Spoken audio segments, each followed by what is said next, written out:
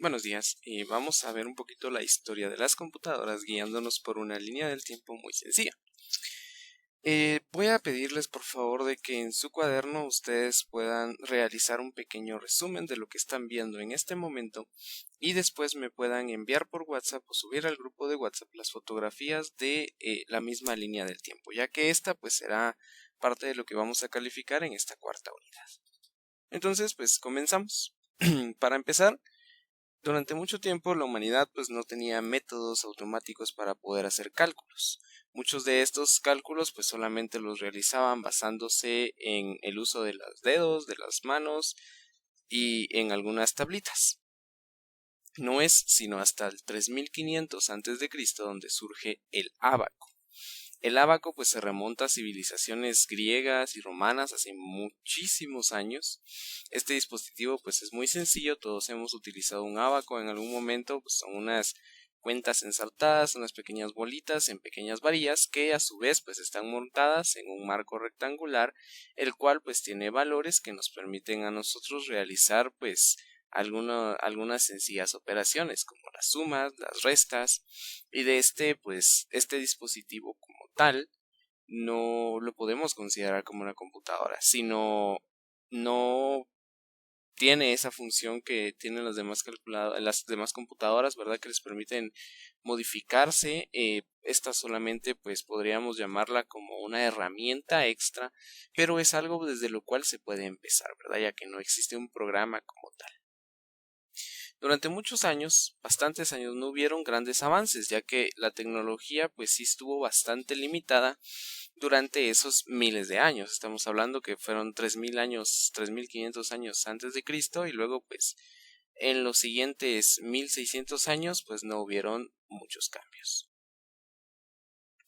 Llegando a 1623, ya después de casi 4000 años, se inventa por primera vez la pascalina.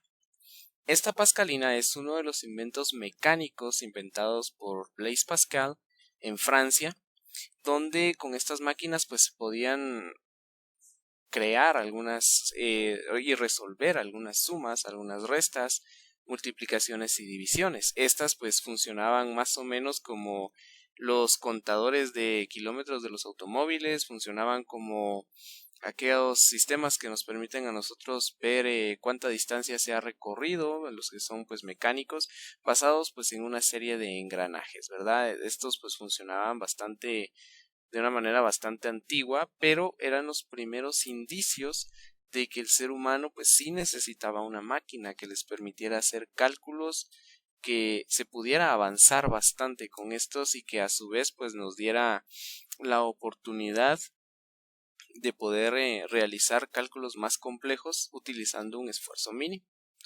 Sin embargo, pues no es sino hasta 200 años después, en 1823, donde se genera una máquina analítica. Esta máquina analítica, como ustedes pueden ver en la imagen, era una máquina muy grande, bastante amplia y muy compleja, la cual pues fue creada por Charles Babbage, un profesor matemático de la Universidad de Cambridge, donde pues tuvo una idea sobre un pequeño computador. Esto pues nació a partir del proceso de elaboración de tablas matemáticas, que era pues muy complicado y bastante propenso a errores. Y con el apoyo pues del gobierno británico, este matemático logró crear este proyecto, una máquina de diferencias. Es un dispositivo mecánico que permite efectuar sumas repetidas. Esto pues nos podría llevar a hacer cálculos un poco más complejos debido a la facilidad que tenía para hacer sumas.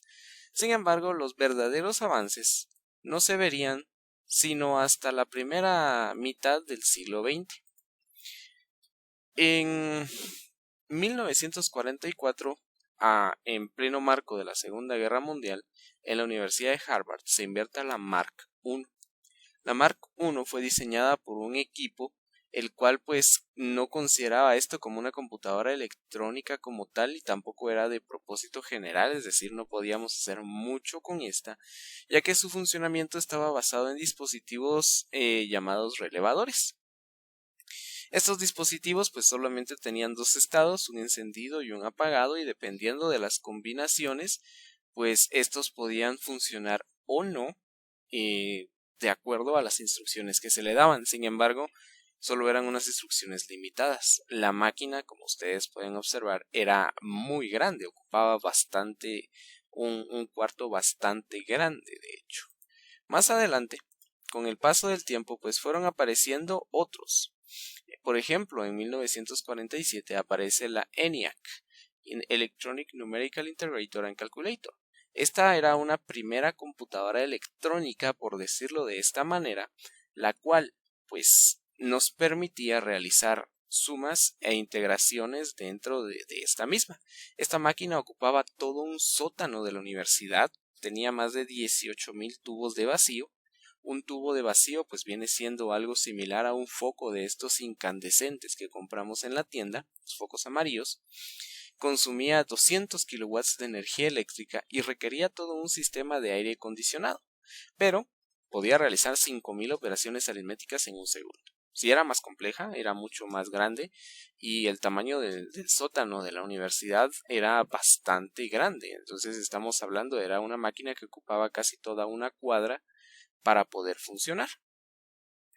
Con el paso de los años, pues se fue viendo que habían algunos cambios también, ¿verdad? Logramos tener más adelante, por ejemplo, la Mark 24, la Univac. Más adelante, pues fue la primera computadora comercial. Esta disponía de 1000 palabras de memoria central, donde se podían leer cintas magnéticas. Podían utilizarse procesamientos de texto y se utilizó para procesar el censo de los años 1950 en Estados Unidos. También pues podemos ver que en 1951 pues la misma UNIVAC junto con otras computadoras estuvieron aumentando hasta llegar a la primera generación de computadoras. La primera generación de computadoras desarrollada pues precisamente por IBM es una generación que se caracteriza precisamente por el uso de tubos de vacío, algo similar a los focos que les mencionaba. En estos pues se creaban diferentes marcas, muchas de estas pues no fueron muy funcionales, ¿verdad? Presentaban algunos problemas de memoria, por ejemplo, como es el caso de la IBM 702, la cual pues era utilizada por universidades y lugares científicos, pero no alcanzaba con esto, ¿verdad? No cumplía con todas las necesidades. Durante esos años pues estuvieron viendo que habían evoluciones, ya que había un gran desconocimiento de las capacidades que las computadoras podían llegar a tener. La gente no esperaba que una computadora fuese capaz de interconectarnos, de poder platicar, de poder hacer que ustedes estén viendo en este momento este video, por ejemplo, o que a mí me permitan grabarlo, ¿verdad? Ya que no se tenía esa visión, ¿verdad? Sin embargo, durante la década de los 50 pues se vio ese aumento bastante grande, ¿verdad? En todo lo relacionado a las computadoras. Con el paso de los años de esta primera generación, como hemos ido viendo, surgen algunos inventos interesantes. Uno de estos inventos da paso a lo que es la segunda generación de computadores. En esta segunda generación de computadoras, donde empezamos más o menos en los años 1960, a pesar de que seguían evolucionando, pues el tamaño se seguía reduciendo y esto aumentaba también la capacidad de procesamiento. Con esto, pues las computadoras empezaron a definir la manera en la que las personas se iban a comunicar. Ya se empezaban a inventar los primeros lenguajes de programación. Las características pues iban aumentando, ¿verdad? Estaban empezando a utilizar los transistores que venían pues reemplazando a los tubos de vacío. Un transistor, pues como ustedes lo pueden ver ahí, no es más grande que una moneda de 10 centavos, por ejemplo, 10 centavos de quetzal, y permite hacer varias operaciones en un espacio mucho más reducido, que es por ejemplo, el de los tubos de vacío, que era el tamaño de una bombilla de luz eléctrica. Se programan nuevos lenguajes y estos pues empiezan a ser lenguajes de alto nivel, lo que le permiten a más personas poder utilizar estas computadoras, ¿verdad? Con el tiempo pues también vamos viendo que dentro de esta segunda generación hay algunos avances. Estos avances dentro de la misma pues dan paso a una tercera generación. Y esto ocurre en un lapso muy pequeño de tiempo. La segunda generación pues fue en 1964, mientras que esta tercera la segunda fue en 1960, mientras que esta tercera empieza en el 64. Con esto pues hay grandes avances en la comunicación de las computadoras. Surge esta tercera generación con la IBM 360, que es alguna de las computadoras muy viejitas. Surgen algunas Mac, las primeras Mac, que son como la que ustedes pueden observar aquí. Es una computadora de uso personal, ya que muchas personas pues tuvieron la idea de que en algún momento la gente podría llegar a necesitarlas. También habían momentos en los que las personas y habían personas que no creían que fuese necesaria una computadora. Digo, ¿para qué me puede servir una computadora? Gracias a Dios, pues hoy no existe esa mentalidad, ¿verdad? Ya que es algo súper importante. En este caso, pues empezaron a crear los sistemas operativos, que son un conjunto de instrucciones que permiten usar una computadora de una forma u otra. Esto dentro del marco de la tercera generación, ¿verdad? Aparecen diferentes modelos de computadoras. Por ejemplo, dentro de esos mismos años, algunas computadoras pues de la segunda generación se empezaron a utilizar en comercios. Ya muchas tiendas pues ya empezaban a utilizar computadoras para poder registrar todos sus productos, pero pues años más tarde esto cambió y aumentaron, ¿verdad? Con el tiempo, con estos años que fueron pasando, ¿verdad? Aparecen algunos datos que a nosotros pues nos van a llamar bastante la atención. Dentro de esta tercera generación surge un invento que da paso a la cuarta. Y es este pequeño chip que ustedes ven ahí. Es un Intel 4004. Este podríamos considerarlo como el chip, el procesador que inició todo. Este microprocesador pues dio paso a que el conjunto enorme de transistores que ya existían se redujera a esto, de no más grande que una tarjeta de teléfono, por ejemplo, de esas que vendía Tigo antes, así de las chiquititas. No es más grande que eso y permitía realizar múltiples cambios. Estos microprocesadores, pues que se representan un avance increíble en la electrónica, son circuitos integrados de alta densidad, tienen una velocidad impresionante. Esto pues da paso a microcomputadoras con las cuales pues las conocemos hoy en día, ¿verdad? Incluso da avance y da puerta de entrada a los dispositivos eléctricos y electrónicos como serían, por ejemplo, los teléfonos celulares inteligentes. Y de hecho, pues todos los teléfonos celulares y la mayoría de dispositivos electrónicos que utilizamos hoy en día cuentan con pequeños microprocesadores. Pues estos nos dan algunos avances, como por ejemplo a Steve Jobs y la Apple One. Steve Jobs, junto pues con su colega Steve Wozniak, en el 76 armaron la primera computadora, a la que llamaron Apple I o Apple One, en el garage de la casa de sus papás, ahí donde se estacionaba el carro. Hubieron solo 200 modelos de estas, las vendieron en algunas subastas y es interesante porque todavía hoy 6 de estas siguen funcionando. Aparte de eso, pues son muy caras, son de las primeras computadoras que se realizaron y de manera personal, y el enfoque de ellos era de que cualquier persona podía tener una computadora. Con esto pues nosotros nos vamos dando cuenta que conforme va avanzando el tiempo, se va notando hasta cierto punto la importancia que estas tienen en la vida de las personas. Si ya para el 76, pues ya estas personas, estos empresarios, pues veían que había un futuro en el mercado de las computadoras, donde se podía trabajar con ellas, donde cualquier persona las podría usar para sus trabajos. Y así fue como esto pues fue cambiando, ¿verdad? Esta misma generación pues da paso a una quinta, sin embargo pues este microprocesador que ustedes pueden ver pues permitió la creación masiva de todas las computadoras. Ya se podían fabricar de manera más barata, lo cual pues hacía una computadora mucho más accesible para una persona común. Hoy en día pues una computadora es muy barata, la verdad son baratas, son muy accesibles, en comparación a como lo eran antes, ¿verdad? No es lo mismo que ustedes pues vayan a comprar una computadora personal, una laptop, a que vayan a comprar el equipamiento completo de una oficina, ¿verdad? Que era como estaba diseñada antes. Procesamiento paralelo, se podía trabajar varias cosas a la vez y los diseños. Algo muy importante aquí eran los diseños, se tenía que ver bonito.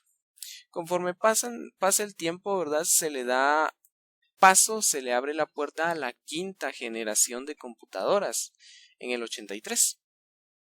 Estamos hablando de hace 40 años aproximadamente, poco menos. Japón lanza un programa de quinta generación de computadoras, el cual pues el objetivo era producir máquinas con innovaciones reales, las cuales pues podían adquirir gran velocidad, un manejo de lenguaje natural, se podían crear incluso inteligencia artificial, que era lo que ellos empezaban a ver, y estas computadoras son las que más se asemejan a lo que nosotros hemos estado utilizando, a las que nosotros utilizamos comúnmente. También pues podemos ver que durante esa época se crea Internet. En 1998 se crea Google. Google, que es la página que utilizamos hoy en día para buscar todo. Si hay algo que todo lo sepa, pues es Google. Google sabe todo. Ustedes le pueden preguntar a él lo que necesiten y les va a mostrar esa respuesta. Y pues dos personajes, Larry Page y Sergey Brin, pues fundaron este enorme monstruo digital llamado Google. Es probablemente la empresa de internet más grande, más usada y más importante del momento. Y probablemente esto nunca cambie, ¿verdad? O no cambie en muchísimo tiempo. Ahorita pues ustedes están viendo un video a través de YouTube. YouTube es propiedad de Google. Probablemente accedieron a él a través de un teléfono, el teléfono Android, que también es propiedad de Google. Puede que alguno lo esté viendo a través del navegador, Google Chrome, pues es propia de Google, ¿verdad? Y lo más seguro es que tengan una cuenta de correo Gmail, y para las reuniones virtuales que han tenido con los maestros, pues también utilizan Google Meet, que es precisamente de Google. Eso sin contar todas las funciones extra que tiene Google, pero en su momento se creó como un simple buscador. Quien iba a decir que 20 años más tarde iba a ser una de las empresas más grandes, si no es que la empresa más grande del mundo. Junto con Internet, con Google, pues aparece Wikipedia. Wikipedia probablemente sea la herramienta de mayor uso en cuanto a educación del mundo, ya que Wikipedia nos ha permitido a nosotros adquirir conocimiento de manera gratuita y de manera muy fácil. Esto pues precisamente gracias a la idea de Jimmy Wales, el cual pues creó y democratizó la información, la capacidad de que sea muy simple acceder a una biblioteca, sí, ya que las personas pues no siempre tienen una biblioteca cerca, pues pueden ir a Wikipedia, tiene toda la información. Esa capacidad de que cualquiera pueda editar también pues nos ha permitido que muchas personas compartan el conocimiento que estos tienen y les permita crear pues toda esta información, ¿verdad? Junto con Wikipedia y con el avance del tiempo pues se crea YouTube. YouTube, donde están ustedes en este momento, es un sitio para compartir videos, es una red social de videos más grande de la Tierra. Se dice por ahí de que cada minuto se suben a YouTube más de 20 horas de video. Entonces, créanme, no nos alcanzaría la vida para ver todos los videos de YouTube y probablemente la vida de nuestra y de no sé cuántos cientos de personas más. Esta herramienta es una de gran utilidad, ya que nos permite a nosotros almacenar videos ya sea propios o ver videos de otras personas, y al alcanzar esa popularidad pues le vendieron esta empresa a Google y los trabajadores pues se hicieron millonarios, ¿verdad? Los que la inventaron. Junto con él también pues se crea uno de los sistemas operativos, probablemente ustedes no lo conozcan, pero en su tiempo fue muy bueno, un gran éxito, Windows XP. Algunos tal vez todavía tengan alguna computadora con Windows XP. Windows pues fue y es y sigue siendo un gigante de la informática. Las computadoras de hoy en día, la gran mayoría utilizan Windows. Entonces Bill Gates, muy famoso por cierto, ha creado y ha trabajado en desarrollar diferentes sistemas operativos. Uno de ellos, pues como les digo, Windows XP dio paso a grandes avances, apareció también Windows 7 en su momento, Windows 8 y ahorita pues que estamos con Windows 10, que es por ejemplo la versión que yo estoy usando en mi computadora. Todo esto pues si se dan cuenta en un lapso muy corto de tiempo donde se da todo ese boom de la informática. El 4 de febrero de 2004 nace Facebook. Facebook empezó siendo algo tan simple como un sitio para información de una universidad y terminó convirtiéndose en la red social más grande del mundo. Facebook junto con Google es otro de los gigantes de la informática, un monstruo enorme que tiene a su cargo muchas cosas. Este video les llegó por WhatsApp, que es propiedad de Facebook, y así sucesivamente, ¿verdad? Todo esto pues ha sido una compañía muy grande, muy grande. También pues más adelante en 2007, hace ya 13 años, pues se presenta el primer iPhone. El primer iPhone da paso a lo que son todos los smartphones, los celulares inteligentes. Antes del iPhone solo existían celulares así, los frijolitos, ¿verdad? Que solo tenían teclas, se podía hacer una llamada, con suerte algunos Sony Ericsson podían reproducir música y hasta ahí.